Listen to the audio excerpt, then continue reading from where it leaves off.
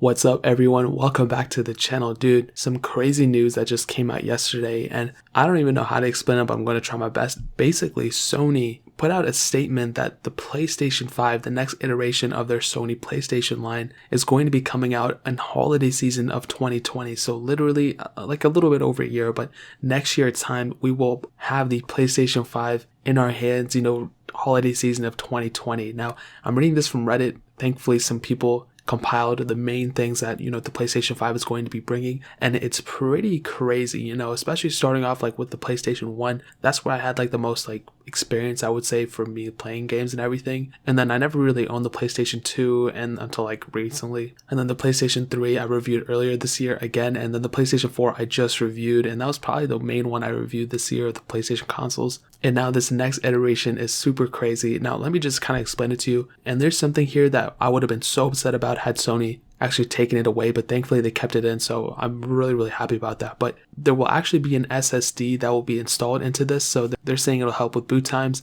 loading times, and streaming. So I think they're really kind of going along and trying to make this the best streaming device ever, so people will buy it and help support the game developers and everything. The controller apparently has adaptive triggers now, so there's haptic feedback. That's better than what it was before. There's new speakers built in, and interestingly enough, the controllers will actually have USB Type-C built into them instead of the micro USB port, which is super interesting. I never thought they would actually go to USB Type-C, but that's really cool. And interestingly enough, they're saying the physical games of this console will actually be on a 100 gigabyte optical discs, which is super crazy. I didn't even think about like the size of these discs that these games are on. I'm sure the PlayStation 4 games are on crazy huge discs as well. So this is just on that next level, which is super crazy. But the thing that kind of freaks me out though is that, what's the storage models of these PlayStation 5s going to be? I think on the PlayStation 4s we had like 250 gigabytes or whatever. So if these games are actually like full on 100 gigs or bigger, how many of those? We can only store like 2 games at a time, but I don't know. That's kind of getting into nitty gritty. Maybe I'm not reading that right.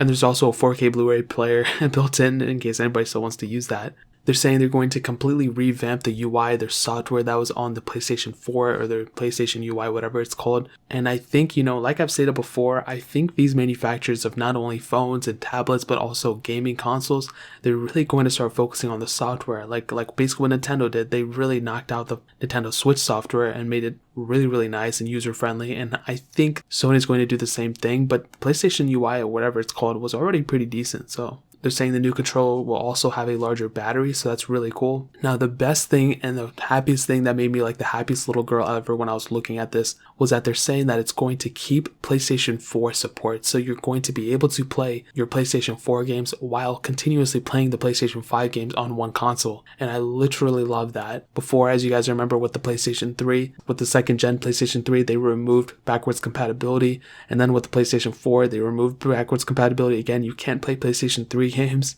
which was so annoying, but with the PlayStation 5 we should be able to do that, which is so awesome, and I'm so happy about that. So those are a couple little new things about the PlayStation 5. There's going to be more. There's probably even more that I'm missing from here, but I'll link their whole blog in the description below, the Sony one, if you want to watch that or listen to it or look at it, whatever it is. But this is crazy, man. This is really cool news, and I'm so happy to, I'm not the first one breaking this news. Obviously people have been, talking about it for months and years now, but it's cool that we have at least some initiation for these, new rumors and stuff that are going to be coming out. So that's pretty much it. If you guys have any other questions or anything, leave it down in the comment section below. Hit that like button, that'll mean so much, but definitely hit that subscribe button. Every single subscriber that we get really does count, so it'll mean so much if you guys could hit that. Also check out the other links down in the description as well. My Twitter, my Instagram, my second channel, all those links are linked down below. I'd really appreciate it if you guys could check it out. But more importantly than everything else, I love every single one of you guys, and hopefully I'll catch you guys in the next video. Peace out till then.